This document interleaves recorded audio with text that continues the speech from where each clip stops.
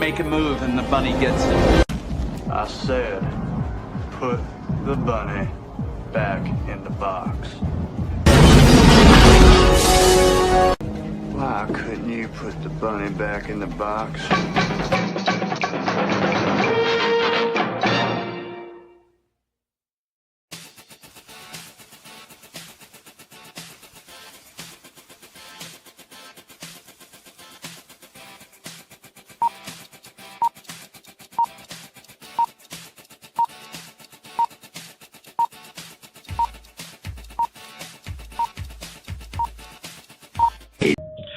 Roar.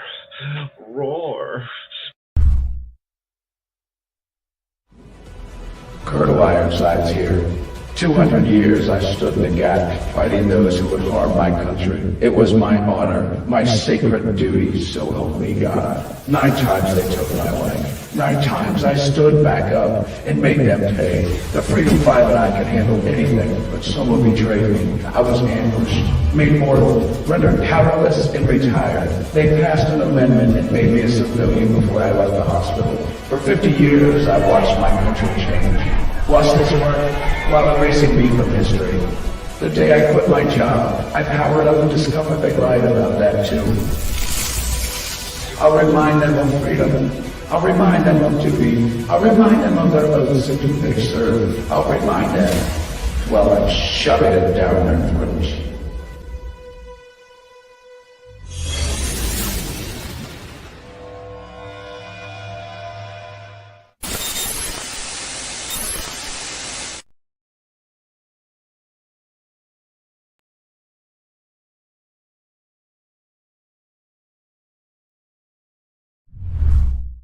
Psychically, I'm very well endowed. I want to know what you're thinking.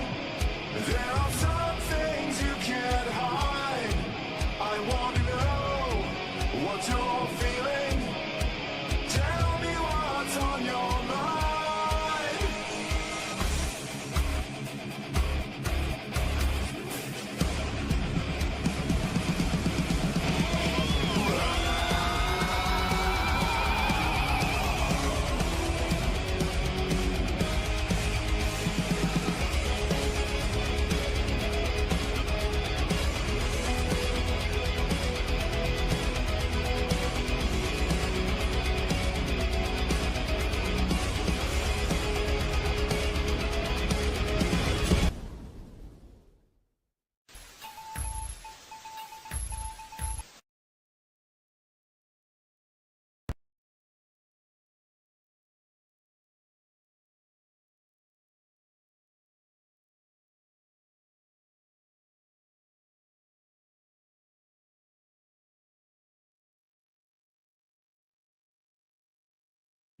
Hey there, everybody. Welcome to Monday night.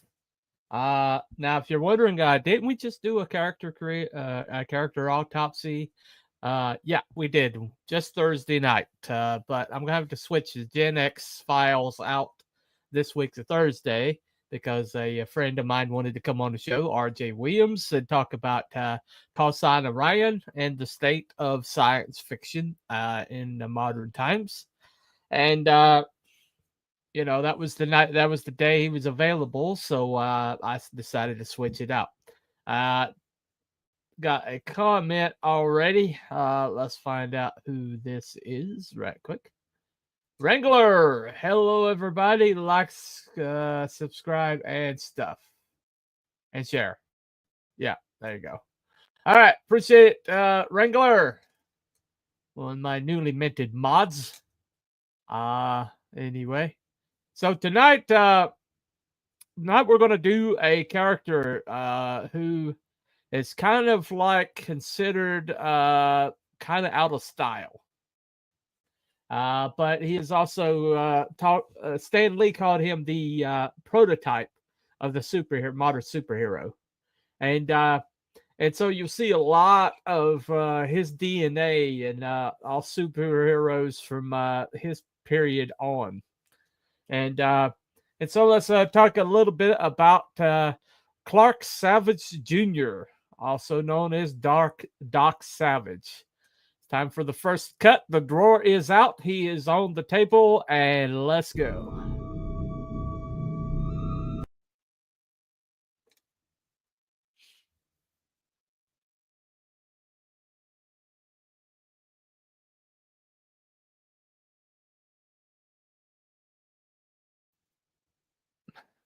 All right. Okay. The problem that a lot of people have with Doc Savage is the fact that he is what is considered by some people's like definitions a Gary Sue. Now, Gary Sue is a character who like has no flaws, it doesn't struggle, and basically is like absolutely the paragon. And there's essentially a lot of times are stand-ins for the people, the person who created them, and usually a narcissist. So, but so I'm going to answer that question later. Is he a Gary Sue? Well, definitely he is a prototype to a trope that's all throughout comics later. That is the astronomic rich guy who has become a superhero. Basically uses those resources for the good of mankind. Kind of like Elon Musk. I know, boo, boo, hiss, hiss, burn him all to the ground.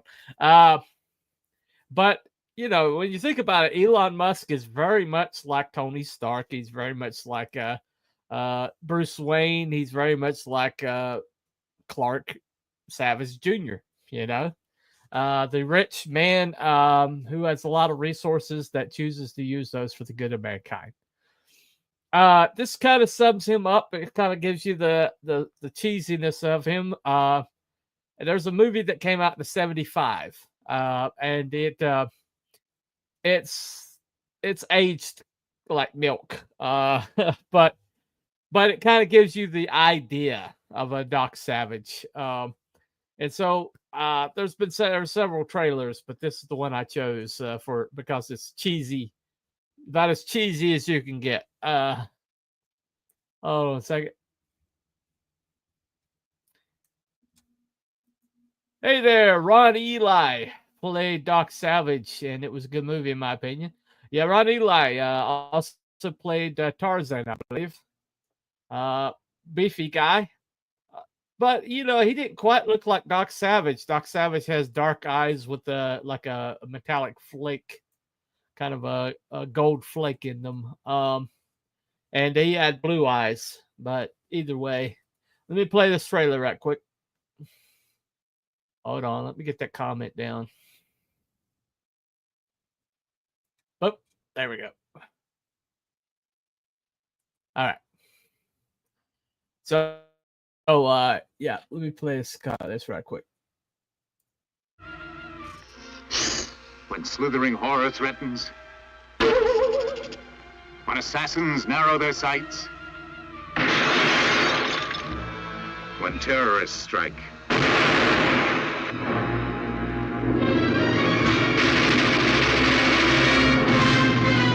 when killers fill the sky, when the green wigglies are coming to get you.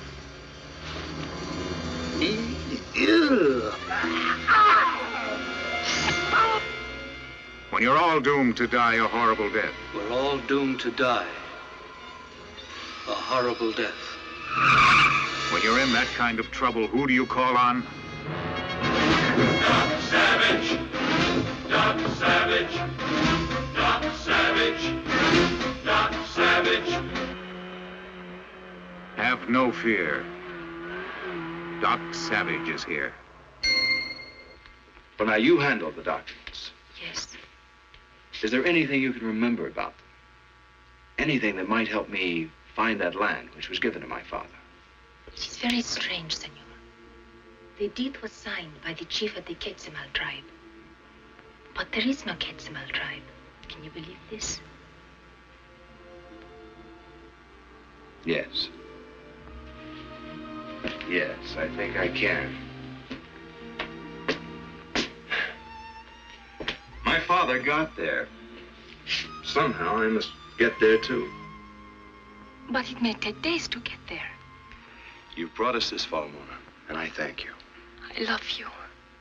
Mona, you're a brick. Champagne. No, thank you.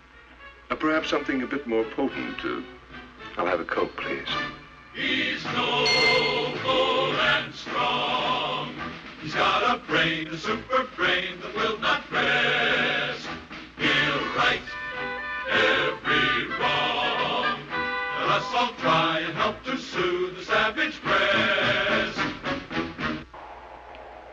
Here it is, the edge of the world. Below, in the valley of the Vanish, live the Quetzalmals. There is no way down. It's time to proceed. Stay in your seat and hope you'll beat his evil foes.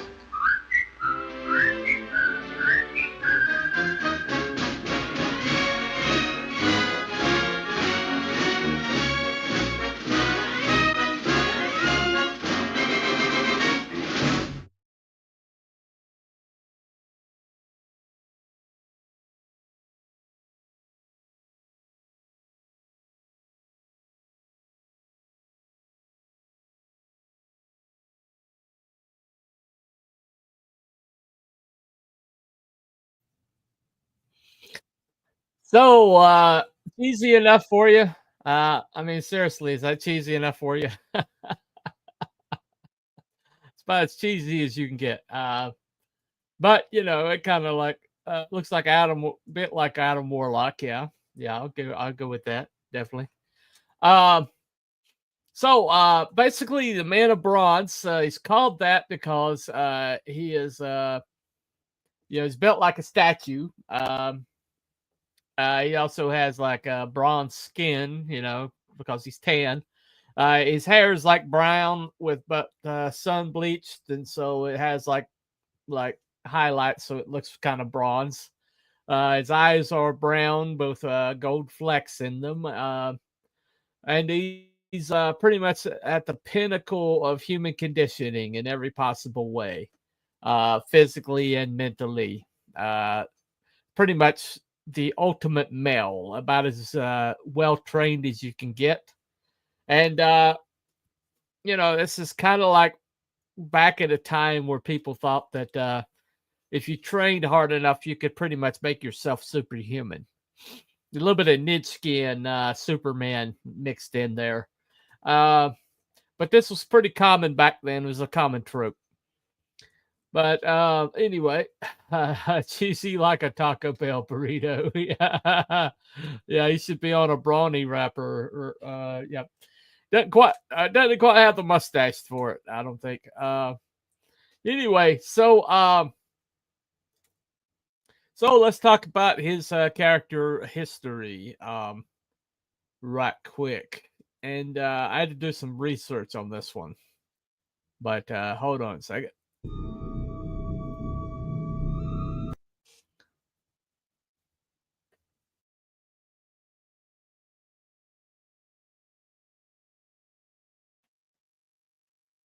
All right. Character history. He was born to Clark Savage Sr.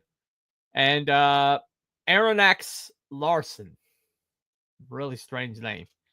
It took me a while to find his mother's name. His father's name comes up because he's Clark Savage Jr. So it stands to reason there's a Clark Savage Sr. So that one, but his mother, there's kind of like a differing accounts of his early history, that he was his father had fertility issues, and similar to those that plagued Tarzan, leading to Brianna, a socialite from Howard family, becoming the only mother Clark Jr. would ever know. But additionally, there's also conflicted accounts regarding the circumstances of Dark Savage's birth and early life. According to some sources, he was born on the schooner Orion in a cove off the northern tip of Andros Island, Bahamas, to Clark Savage Jr. and Aronnax Larson. But other accounts say that he was born as a result of a program of education and physical training intended to make him a virtual Superman, initiated by James Wilder and influenced by Dr. Gunter Asch's theories about human development. So these discrepancies highlight the complexity and varying interpretations of Doc Savage's origins in different sources. And it's weird how different a lot of the accounts are. But it took me a while to find Aronnax Larson, her name. For the most part, it's he's pretty much a product of his father. His father's like a determination to create this superhuman being, and so he's been focused his entire life on this goal. Do you start out comic book character or in novels? He started out in pulp. Pulps weren't quite novels. They were novelized later, but pulps basically were like magazines, and so his stories were kind of like put out in magazines first, and then they were novelized later. The guy who started him basically was a guy named Lester Dent, who's pretty much responsible for a lot of his, a lot of the earlier stuff. But like here on the Doc Savage wiki, it says that his mother is unknown. So Aronnax Larson evidently didn't get, was only in a few sources. But basically, he was raised from infancy to be trained, to be honed, and to be absolutely the peak of human potential.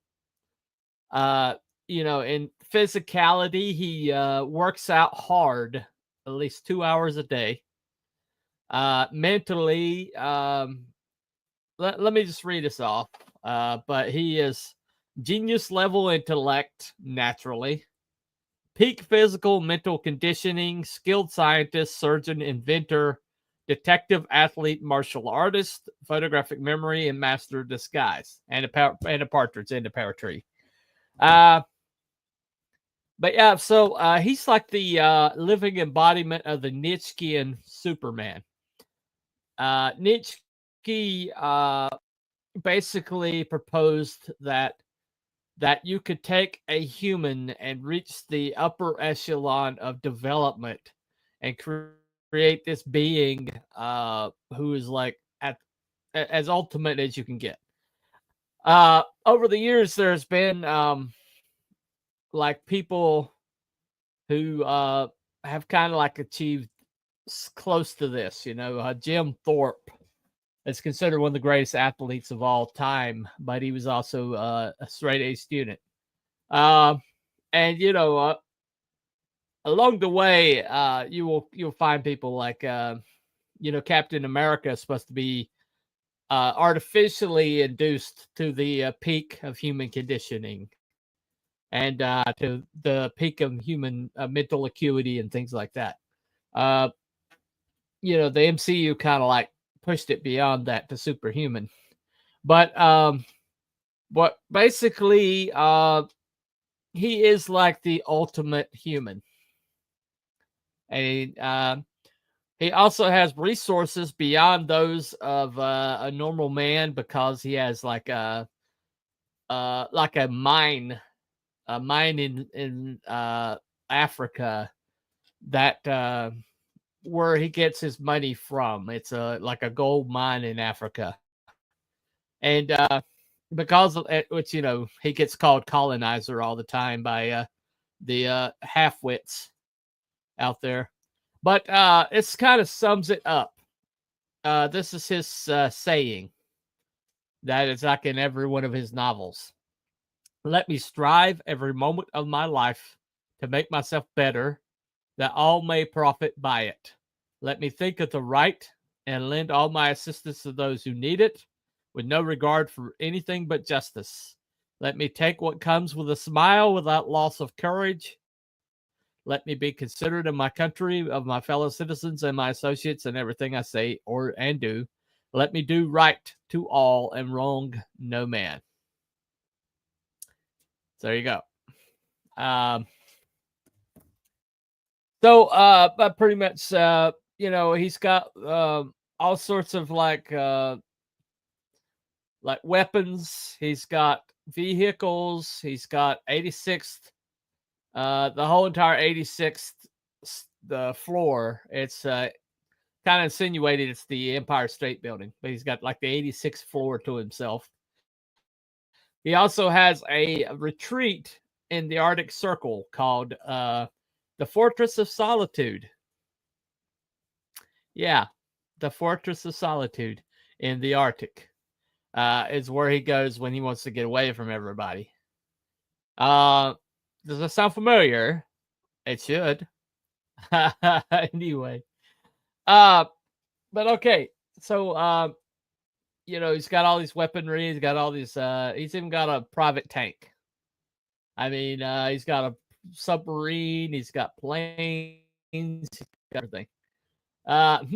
Sounds familiar. Yeah. Yeah. This guy predates him.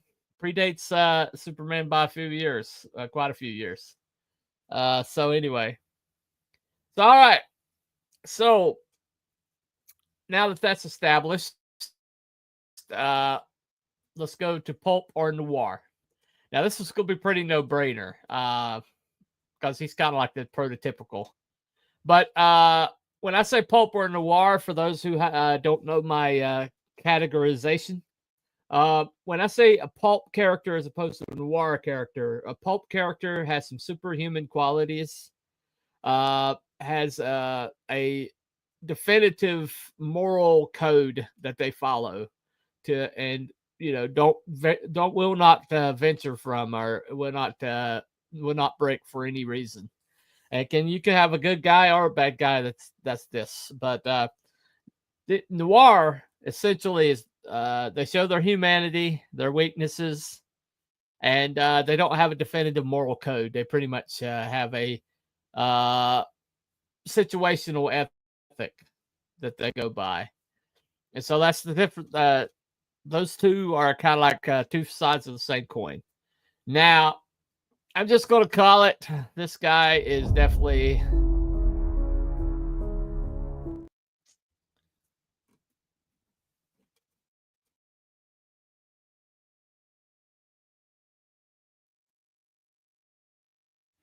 So that surprises no one. He is pulp, the most pulpitous pulp that has ever pulped. He is pretty much the pinnacle of pulpiness. He is kind of like the patient zero of pulp. Anyway, how can you get any more pulp? You really can't. He's about as pulp as you can pulp. Now, because of that, does that make him a Gary Sue? So we don't have to spend a lot of time on the pulp versus noir aspect of it. So let's go straight to this.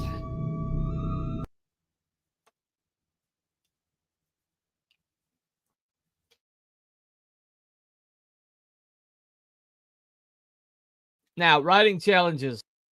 The writing challenges of having a character like this. Now, the writing challenges seem to be pretty clear, but to be honest, most people try to solve this problem of having a character that is too in the pocket. Is too perfect, too, doesn't have enough flaws. It's kind of like goody two shoes, which Dr. Savage definitely is. Dudley Do Right, and so most people solve that by deconstruction. In other words, they make him too good to be true, and he does have flaws, and they do bring the flaws out, and they call that like writing the character, right? And you see this over and over again, what they're doing with Superman, things like that. But deconstruction is the worst thing you can do to a character like this. And after I get this comment, let me tell you why.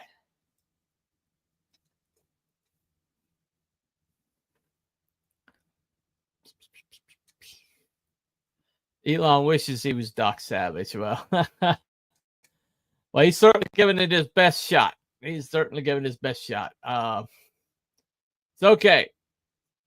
So basically, why deconstruction is the worst thing you can do when you go to write a character like this. Why?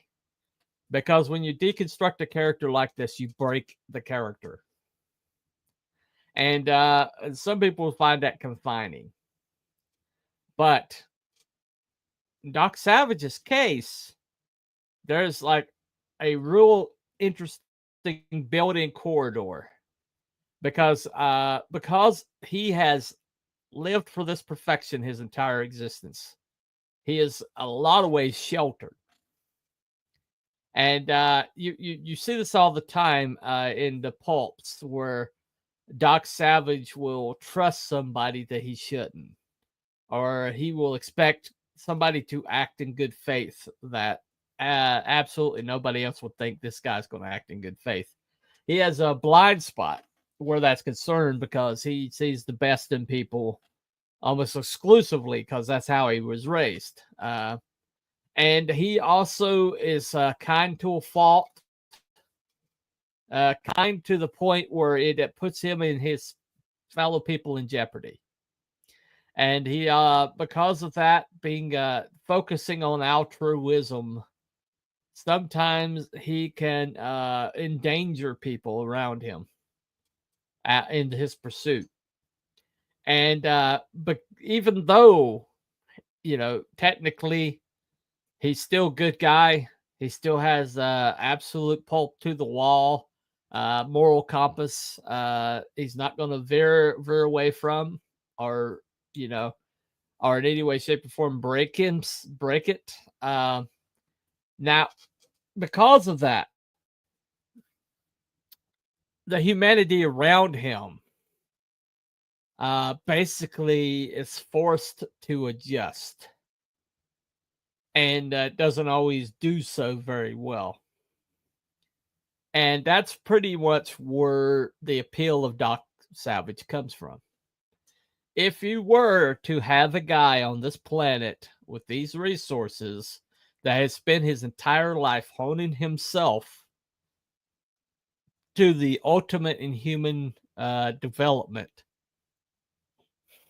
you also have to point out that the kind of focus that takes, the kind of absolute obsession that takes to work out 2 hours a day, no matter what, rain or shine, sometimes in the middle of the snow in the Arctic Circle, to spend all that time inventing things, spend all that time, fighting against the evils of the world, being that self-confident that he thinks he's the guy that needs to do it. And that takes a certain amount of narcissism. And so on the surface, he looks like he's a Gary Sue, but he's not a Gary Sue. A Gary Sue is somebody who doesn't have any flaws, doesn't have any struggles, does everything right, and is praised by everybody around him. Doc Savage is not that. Doc Savage has people who absolutely break bad because they want to tarnish his image. I mean, he's got people that hate him so bad because of this perceived perfection.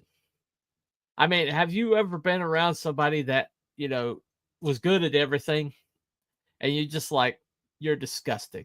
You're absolutely disgusting, somebody that, even though they've never like played basketball and you play basketball every day, they beat you one-on-one just because everything comes naturally to them. And even though you've been sitting here shooting balls, all summer long, this person just swoops in and they're automatically better than you.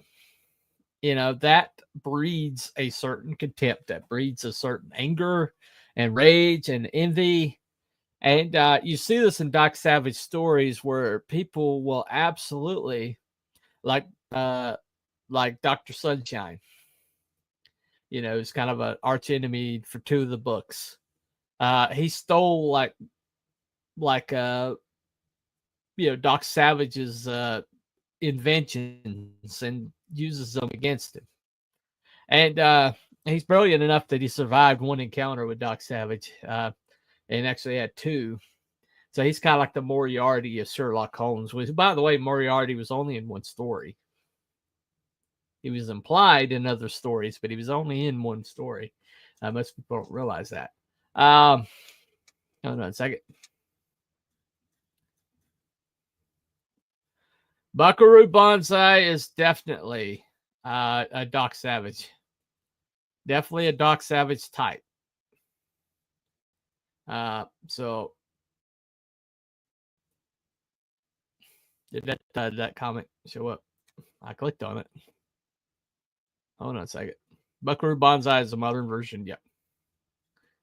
Yep, he is. He is. Now,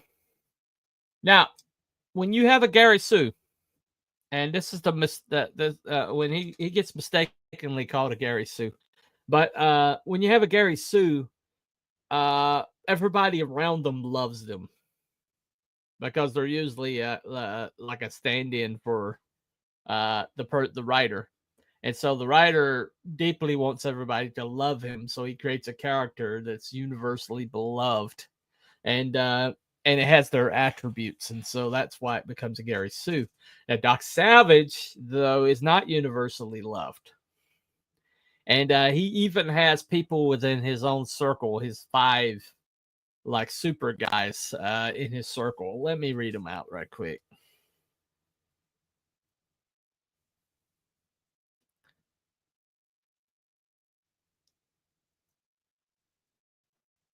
The Fabulous 5 is what they're called. And you got Lieutenant Colonel Andrew Blodgett Mayfair, also known as Monk. Brigadier General Theodore Marley Brooks Ham. Colonel John Rennie. Major Thomas J. Roberts, Long Tom. And William Harper Littlejohn, Johnny. They're known as the Fabulous 5. They're like the first super group in comics. But basically, even they, at times, find him annoying. And pretty much tell him so. Because he's been raised from the time he was like an infant to believe that his purpose was to save the planet. And that gives him a certain arrogance that's a little hard to deal with for people. And he's so good at everything. Let me give you the skills. He's at peak human condition, peak senses. He spends a lot of time training his senses, kind of like Sherlock Holmes style, which a lot of his attributes came from Sherlock Holmes. Okay. Martial arts. He's expert hand-to-hand combat, very skilled, multiple martial arts, naturally.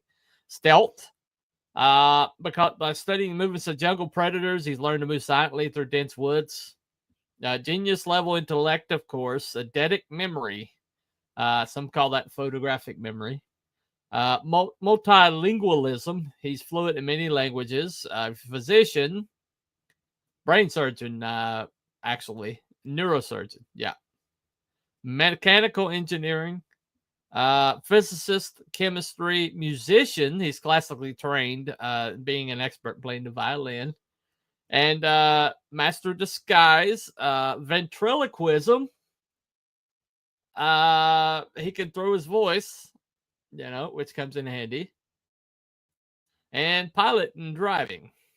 So you're around somebody like that, you just want to smother them with a pillow. And basically, that's what people do. People, they kind of hate his guts in a lot of ways, but he's a good guy.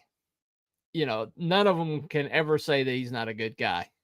None of them can say that he's not altruistic and that he doesn't have the best, the best in mind for mankind. A lot of times, the people who are the villains, his super villains, he doesn't like to kill, and kind of like Batman. Some people say that's where Batman got that from, but he doesn't like to kill. But he will take them, he will do brain surgery on them, and change the part of their brain that made them evil. And then, like in the movie, the bad guy winds up ringing a bell for Salvation Army after he does brain surgery on him. But most of the time, he will like change that part of their brain that made them evil and made them ambitious and whatever, and then he'll put them out in society to live out the rest of their life in peace, leaving mankind in peace. So he's a little that's kind of a wrinkle that you don't really see in a lot of superheroes. But the challenge to writing him is walking that line, because he's not going to bend. He's not going to bend his principles, and he's always going to try to do the right thing as he sees it, and also, he's kind of a little bit obnoxious, quite frankly. And if you walk that line right well enough, you got a great character. And this character changed publishing history. He and the Shadow, completely. And Shadow's kind of like a negative image of Doc Savage. Doc Savage is in the sun, the Shadow's in the night. Doc Savage is pulp, and Shadow tends more towards the noir. And but you need both of those. But Savage, being the guy that he is and being as like true blue as he is not boring if you do him right, if you write him correctly. Just like Superman is not boring if you write him correctly. No, a second.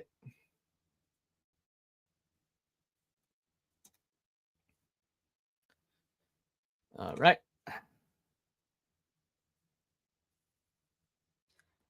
Yeah, there's comic books of Doc Savage, 60s, 70s, and there's been some since. I didn't know this, but there are some crossovers in Marvel Comics where Doc Savage actually crosses over with Spider-Man and Thing. I didn't know about this till my research. I'm going to dedicate my life to finding those comics. Anyway. But okay. So I think we're ready to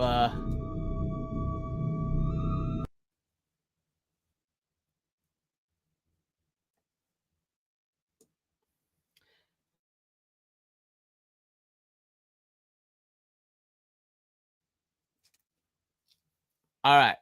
So let's go back to hold on a second. Another comment. Surprised the Wokies did try to change his character to trans or some other stupidness. The Wokies don't know what to do with Doc Savage. They really, they were able to revamp Shadow and make him a guy that's just shackled with white guilt and a murderer. They were able to twist him, but they just don't know what to do with Doc Savage. Now there's a movie that sounds horrible. They cast The Rock as Doc Savage, and that movie's supposed to be in production right now. No, The Rock is not Doc Savage material. He's not. He's just not. Okay. Ron Eli wasn't exactly Doc Savage material, but he's a lot closer than The Rock is going to be. So I'm hoping this is going to die in the vine and we will never see the light of day. But who knows? Rock's career is kind of faded off. Maybe it won't come to see the light of day. But anyway, back to closing the drawer on Doc Savage. Now, Doc Savage is the ultimate pulp character. He's the most pulpiest pulp that's ever pulped. But there are some stories to be told with Doc Savage. There are some things that you could do. There's some flexibility there. In that, yes, he's a goody two shoes. Yes, he's a Dudley Do Right. And yes, he is always going to land on, right side up. But he also has tunnel vision. He also has too much confidence in himself. He also has his obsession with being the best that he can be at all times. And that focus, that narrow focus, does tend to make him a little obnoxious and a little hard for people around him to deal with. And that is kind of the redeeming quality of the character, is that if you were able to push your humanity to the lengths of, like, as far as you can go, you still are human. And because of that, Doc Savage is a great character. And I'm kind of hoping that they'll leave him in the past until this woke era goes by, because I really don't want to see him screwed up. But somebody can write him. Somebody can write him well. And hopefully this Doc Savage movie will go away the dodo. I'd rather just have the Ron Eli's movie, the only one. It just suits him so well. Anyway, but that's been Cooper for Telepathic Bunny Comics. Does anybody have a character from all pop culture that they would like to see me do next week? And it will be Thursday next week. Probably move Gen X back to Monday next week. But like I said, this week it's going to be R.J. Williams, call sign Orion, and we're going to talk about the state of comics. Sci-fi. Eric Cartman, are you kidding me? All right, I'll do Eric Cartman. Okay, I'll do Eric Cartman for you, Wrangler.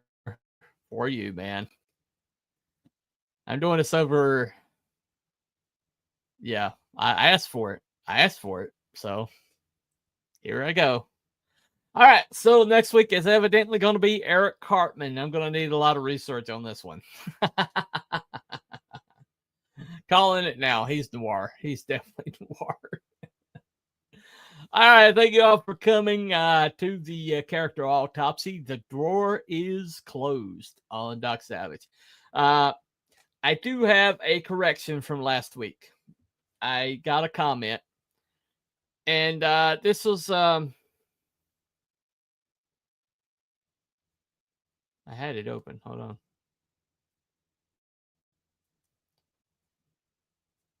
All right, here it is.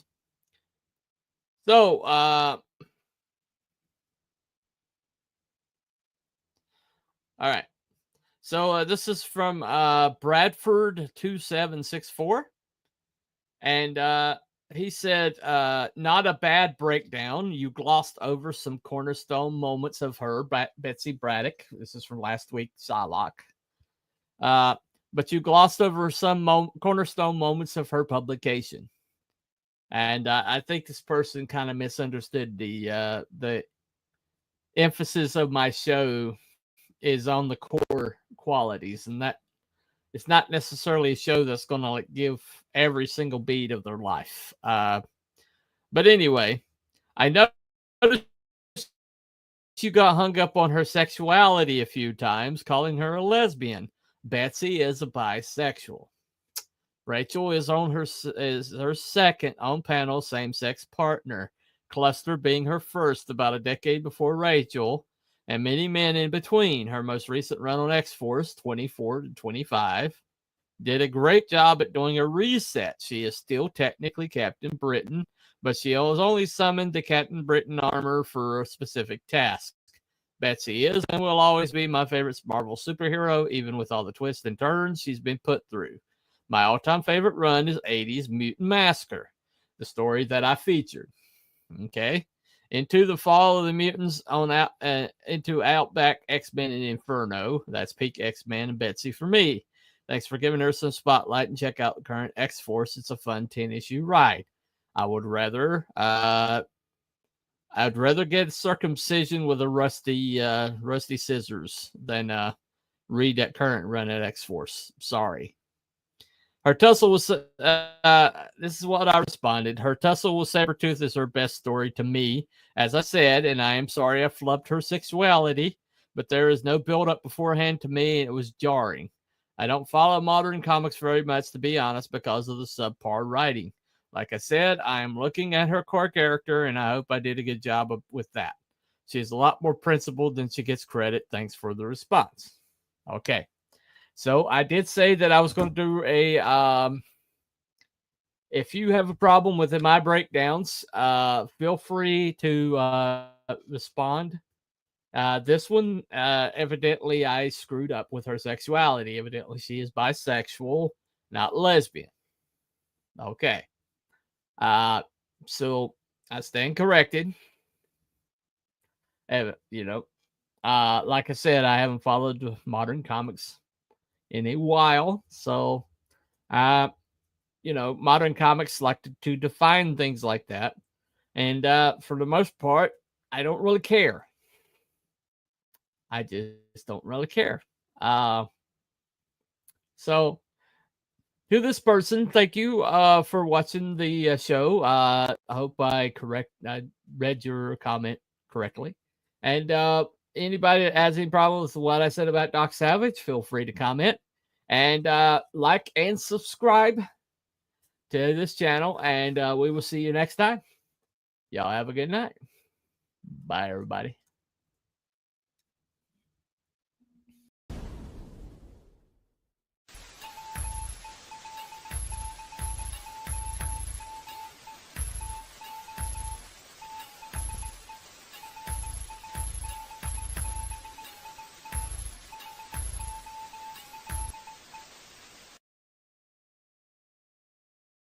Thank you.